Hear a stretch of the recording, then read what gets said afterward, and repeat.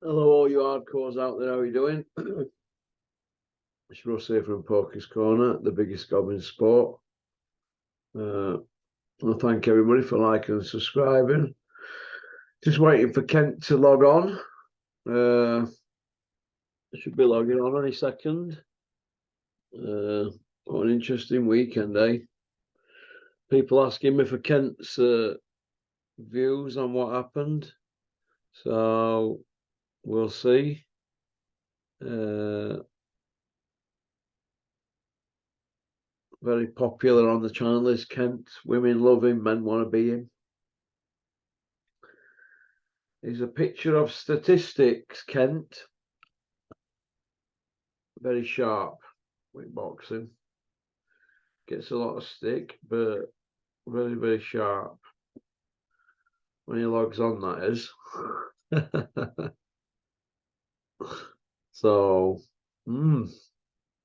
Big John Fury going off about his 200 bags with that KSI. I'm going to say KFC then. Unbelievable. Oh, come on then, Kent. Press the OK button.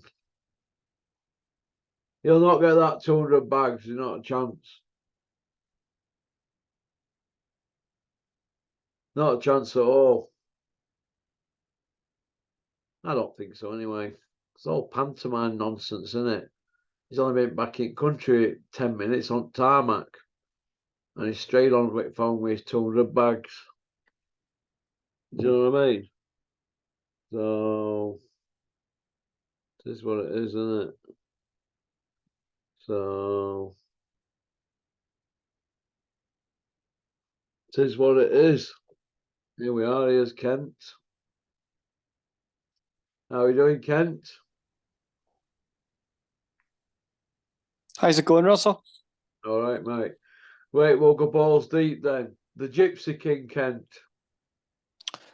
Gypsy King, Russell. What Gypsy King are you talking about? The big GK. No, sorry, I actually thought you meant the original Gypsy King, Johnny Frankham. That's the original Gypsy King. Everyone's going around saying, yeah, the Gypsy King, the Gypsy King. The original Gypsy King was Johnny Frankham, the light heavyweight, way back in the 70s and 80s. He won a British title. He was a Southern Area champion. He had some great fights with Chris Finnegan. He represented England. He captained England, and he had a great tour with like a exhibition tour with Muhammad Ali. So all you casuals out there that don't know anything about boxing and you're watching crap channels on YouTube, I'm going to educate you. The original Gypsy King is Johnny Frankham. Okay? Go on, Kent. That's why we love you on here, Kent. Balls deep. What else has been going on? There's been a lot going on, Russell. An absolute lot going on. And what do you think of it all? Well, I think it's all a bit pantomime, isn't it? And in what respect? In what respect, Russell? Well, they're all hanging out the back of Ngannou now, aren't they? Forgetting about all them lads that have put the hard yards in, in the top 15. It's like this now, Russell. It's like you look at all them guys in the top 15, and I give you an example. You look at Philip Hergovich, decorated amateur, WSB. He's come through. He's undefeated as a pro. He's absolutely stinking the house out every time he fights. He's actually IBF mandatory. You've got the WBC actually don't have a mandatory. They haven't had a mandatory in 2 years. The WBA mandatory looks like it's going to be Manuel Char. The WBO is Zhang. And you look at all those guys, with exception of Zhang, who would you rather watch after watching weekend's fight, Ngannou or Zhang? Sorry, Ngannou or Manuel Char or Philip Hergovich? Ngannou. Absolutely, and that's where it's about. Heavyweight division, as we know, has always been about generating money. It's always been that glamour division since Muhammad Ali, Joe Frazier, George Foreman, who all paved the way and who all brought money in the boxing. Muhammad Ali ultimately brought multi-million pound purses in the boxing. So the heavyweight division is that marquee, is that glamour division. It's the division that people are going to watch. Now, you look at last weekend's fight with Francis Ngannou on his debut against the WBC world champion, or you've got Bam Rodriguez against what's his name? Can't even think. Sonny Edwards. So that's actually a trade pick and fight. But what fight there between them two is going to generate more interest, more views, and more money? Yeah. It's going to be Ngannou and Fury. So I think at the minute, I think he generates more interest than any Emmons in that performance alone. And you're going to see probably at the end of the month, he's going to appear in all the top 10 and all the sanctioning bodies. Yeah. You think, yeah? Well, he absolute after that performance at the weekend, I have to say, Russell, I couldn't have been more wrong about him. What I said for months now, it's the wrongest I've been. We all have opinions. We all have a vocal, opinion on boxing. I've been watching boxing a long time, so have you. But I don't think I could have gone it any wrong than I did. So I've just took my hat off. I've put some tomato sauce on it, and I've just ate my hat. Ken, do you think there's a possibility that it could have all been a bit staged? Because it all had a bit of an exhibitionist feel to it, didn't it? Russell, I watch WWE. Been watching wrestling for years, probably the same as Terry. And there's so many botches and so many things go wrong in those bouts that are actually staged. I think last weekend, I don't think that was staged. I think there was too much panic. It was too frantic. If that was staged, those guys are the best. Those guys are the best actors that I've ever seen. What were Fury doing, Ken? Russell, after about 30 seconds, I said to myself, he's in trouble here. He is in big trouble. And I go back and I remember Lennox Lewis's last fight was against Vitaly Klitschko. And I just couldn't believe what it was. I actually, me and my dad got up late and went down and watched it. I remember watching it and saying, he's losing here. He's going to get beat here. And every eventuality, I thought in my mind that Lennox could do to win that fight. He couldn't do it. He didn't have that. He didn't have the capabilities on the night to do it. And it was very similar to Saturday night. And actually, matter of fact, Fury actually looked worse than Lennox Lewis did in his last fight against Vitali. He looked shot to pieces, Russell. Shot to pieces. He were all at sea, wasn't he? I don't want to hear all this about bad camp and that. He were all over the place, wasn't he? I don't care about a bad camp. He said he had 12 weeks. He had George Lockhart there, who is the nutrition guy. He had his S&C guy over with him. He's had up over a year to train for this fight. And to be honest with you, I even noticed as he walked out to the ring, he looked like a fighter that hadn't a muscle sinew in his body. He had no fibrous muscle. He looked really weak, and he just looked like an old, aged fighter. He looked like an old flabby jelly, didn't he? He looked like an old, tired fighter. He looked like a fighter that came out of retirement, who had been in retirement for about 10 years. Like a big butter bean. He looked dreadful. And I don't want to hear about bad camps and I had an off night. No, it doesn't say that on the record. And ultimately, the performance reflected that. The performance reflected that he looked like a shot fighter. And you go back for 2 years and you look at, like I've said this countless times, what did them three Wilder fights take out, two anyway? What did them fights take out of Tyson Fury? Well, they've been beating drum over 2 years now, saying that the stronger, faster, quicker than a speeding bullet. Has he paid the price for having that trilogy with Deontay Wilder? He multiple times he's been dropped heavily by a massive puncher. Then you look at the defenses that he's had from that, very very easy defenses. The Dillian White defense, punch perfect. Dillian White didn't win a second of any round, didn't land a punch, and the same as the Derek Chisora defense. So that tells you something, that they've been protecting him the last 2 years, giving him them easy fights because he doesn't look the same fighter. Do you think his head will go Kent? I don't know, because I think he's known this, and I think that's the reason why they wanted Ngannou.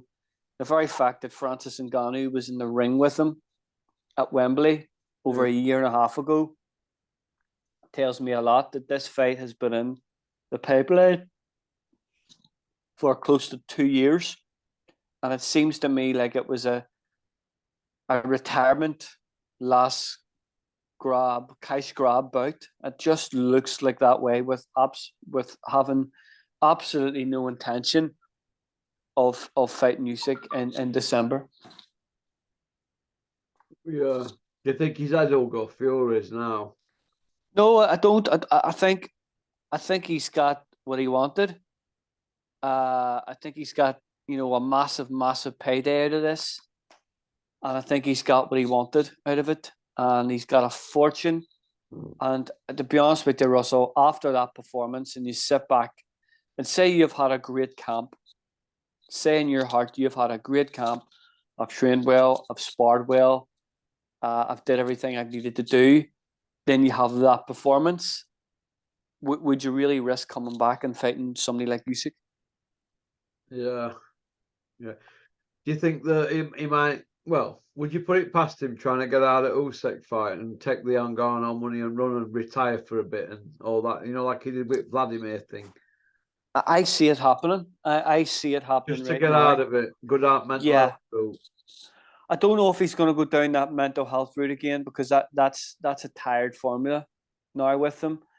I think he's got so many things going on. That he's been doing so many other things other than boxing. Got a lot on his plate, hasn't he? Yes, he's a big family, a young big family. He's got a lot of media attention. He's got that documentary with Netflix. He's so many other things. He's a heavyweight champion of the world, and that brings a scrutiny. That brings a lot of scrutiny, criticism. It brings a lot of attention. I think he needs a break. I think he's going to take a break for. I can't see him fighting. It would be selfish of the promoters. I think it was a selfish stipulation in the first place.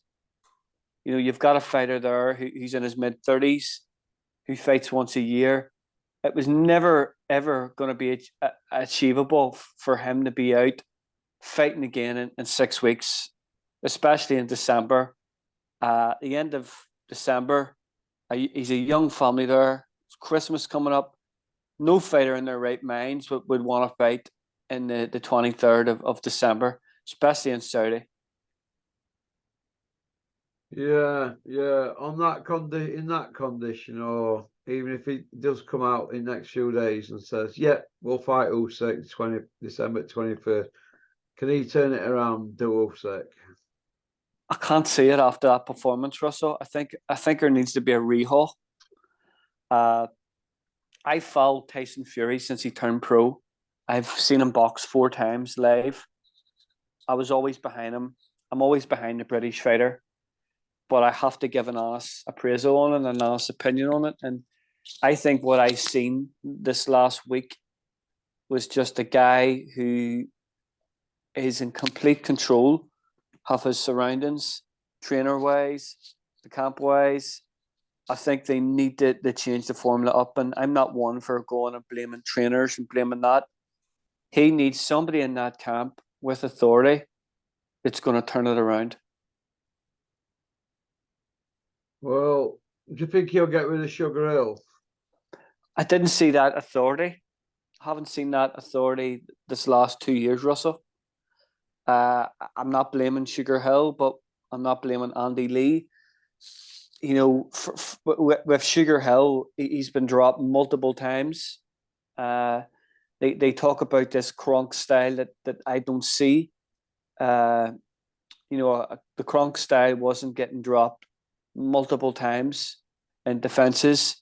It seems to be like Tyson Fury was always. I always thought Tyson Fury was at his hardest to beat was with that herky jerky style. 7 times he's been down as a pro now, hasn't he? Yeah, most of them have been with Sugar Hill. So his defense just doesn't look like it's there. Just at the weekend, when was the last time you ever seen Tyson Fury being outjobbed by a complete novice? Never. Well, Ngannou did it. Ngannou he didn't throw a lot, but he controlled pace, didn't he? He controlled his pace. He controlled his distance. He controlled his gas tank. His balance was good. He kept his shape really, really well, even under pressure. Inside, he was very, very strong. I think it was a great performance from Francis. Yeah. Are you surprised that they cancelled Presser? No, I'm not. Absolutely not. What could they say after that? I think everybody was in absolute shock. I said last week that Tyson needed to go out and do a demolition job on Francis to make the Usyk fight viable and to make it profitable. That there at the weekend makes that fight less attractive and less appealing. So it does. That was just the worst case scenario for the guys at Saudi. What did you think to Spencer Brown's interview where we were saying December 23rd and that we won't buy it, well, we can? I think he's just, if he feels that in his heart, he's being selfish and he's not protecting the fighter. Yeah. And he's putting Tyson under more scrutiny, that if they don't take that fight, it's going to come back to Tyson. He'd have all media glare on him in about another 2 weeks or something if he went out there to camp. With all that behind the scenes stuff, and then all fight week and that, it'd be too much for him, wouldn't it? Wasn't fair on Tyson for Spencer to do that. He should have protected him more and just says, look, we had a really bad night. We're going to have to assess things here. I'm going to actually see how Tyson is. I actually think, to be honest with you, I think he needs a break from boxing. Yeah, and if you come out and you say that now, and you're protecting Tyson 2 and 3 weeks down the line, it's just nonsense for me, and it's selfish, and it's bad management and bad PR. To be honest with you, it's not very smart. Is there too many woodpeckers in the gang? Massively. When was the last time before? It seemed to be the last 2 weeks. It was the Spencer Brown show. Yeah. Poncers. I bet his head's spinning with everybody trying to get an angle on him. What did you think of Wardley and Adelaide, Kent? That was a fantastic fight, Russell. That was marvellous. That was in what was it on the undercard, on the whole undercard collective, we had 31 minutes of action and 4 hours of broadcasting time. So it was actually refreshing that there was actually a good undercard fight on the card. I thought it was a great fight. Yeah. I thought Wardley I've been singing Wardley's praises for over 2 years now, and two, I've got a lot of stick about it. But I thought it was a brilliant performance from Fabio. He controlled Adelaide, he tamed him early, and he just destroyed him with the jab. It was basic fundamental boxing. It was really basic. And it was a top class performance from Fabio Wardley. Real top class. The way he varied the jab to the head, there were different types of jabs. The way he controlled his distance, the way he controlled his emotions. It was a fantastic performance from Fabio Wardley. Really top class. What did you think to It's Big Freeze walking about at ringside? Why was Fraser Clark in Saudi? Why would he be there? I don't know. He hasn't done nothing as a pro, Russell. He hasn't earned the right to even stand in the ring and ask for that fight. He hasn't even earned the right to be on Sky at the minute commentating on boxing. You know, every time I put Sky on, there's Fraser Clark talking about Fabio Wardley. He run a million miles away from Fabio Wardley to fight Marius Vac. What's now all of a sudden he's had that fight against Marius Vac and that dreadful fight against Dave Allen. How does that prepare you for a fighter the caliber of Fabio Wardley? Well, it's gone into it. It's Big Freeze mode ringside, strutting about in his shades and that, thinking he's Fat Joe. I think he just needs to get concentrating on boxing and stop trying to be a celebrity before he's even done anything. I think that was the worst thing that Sky did. They've created this profile and this media profile of this pundit boxer that hasn't even fought for a title yet. I think he just needs to shut his mouth and get in and actually earn the right to call himself a British contender. There's a lot of people. I'm not saying the naysayers. There's a lot of people kind of like say he's got like a Dave Allen, a polished Dave Allen vibe to him. You know, like It's Big Freeze, and he's like this big jovial, cuddly, funny teddy bear and all that, aren't they? It's a bit like a bit of a laugh. Like he's like presents, isn't it? To say he's Olympic bronze. Yeah, it's like you've got two types of Like a cars. joke You've got figure kind of thing, isn't it? yeah, you've got, it's like you have a 1.1 Fiesta, then you have a Mark II Fiesta. That's what it's like. A Mark he's like a Dave Allen Mark II. So he is, and to be honest with you, I don't want to see that. I actually want to see a fighter fight and earn the right to be in the ring and have those plaudits and have that opinion all the time. He just wants to get on with it. And when he wins a title, yes. But at the minute, no. Absolutely not. I'm bored of it. I'm absolutely bored of it now. I'm not buying it. No. What do you think to Bricktop signing Sol Dacros? I think it's another kick in the teeth for Eddie Hearn. I think you look at now, it looks like Fabio Wardley is with Queensbury. So Dackers now is going to be with Queensbury. You've got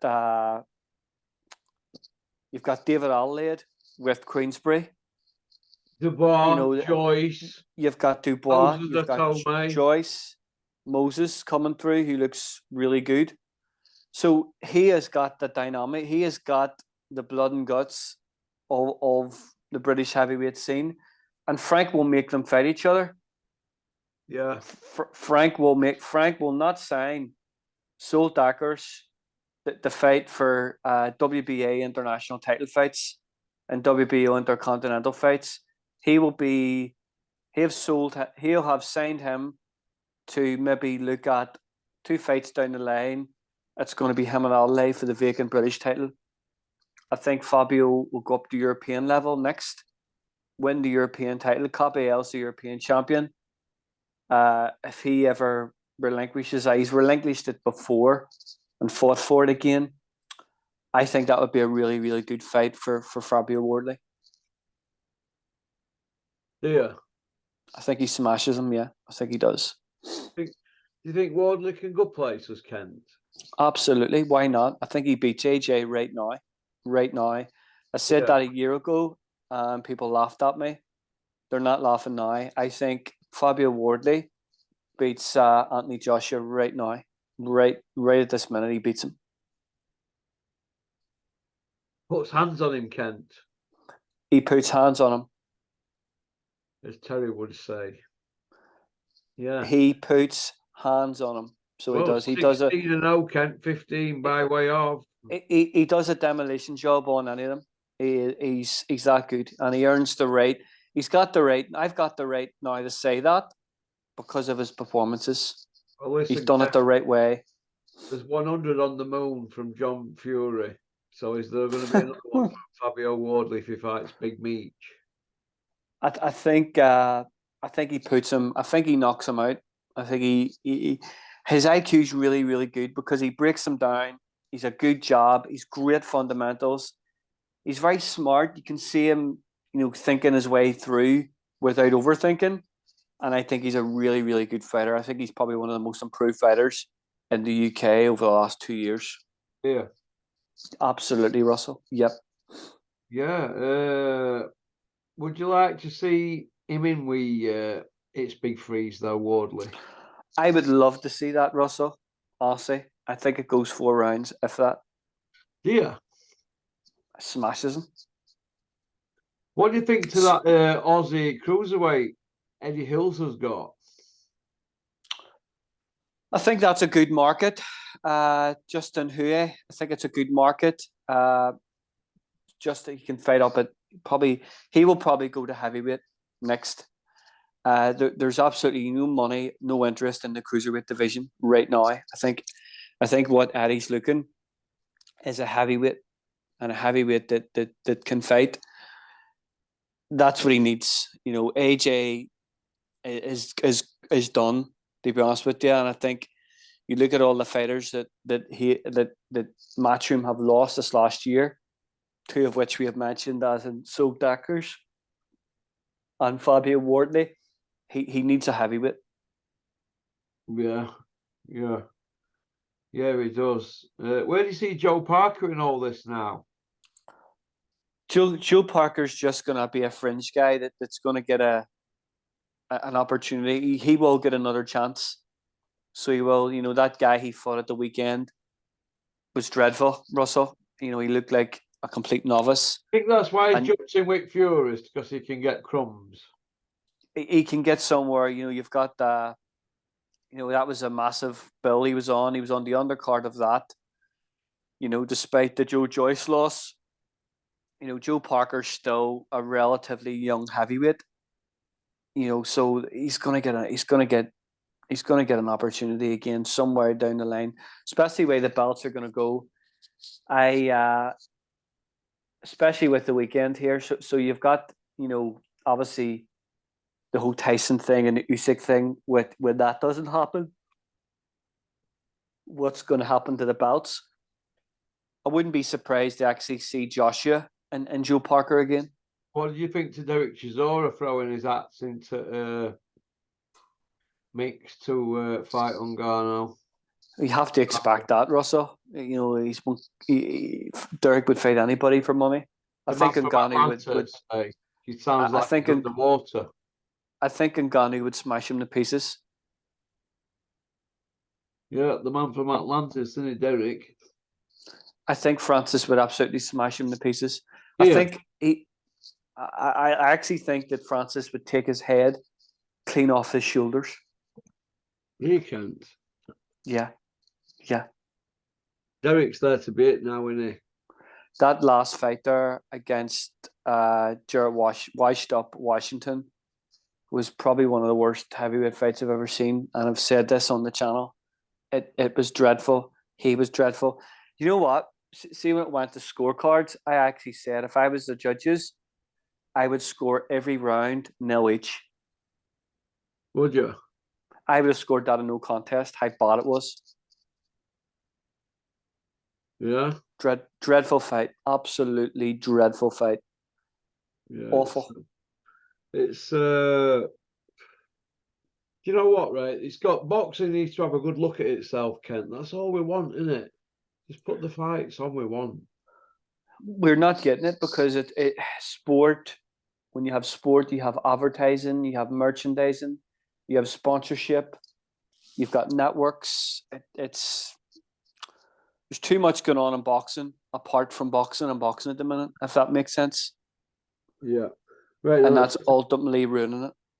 I agree. Let's go to part 2, Kent, yeah? Yeah. Cheers, mate.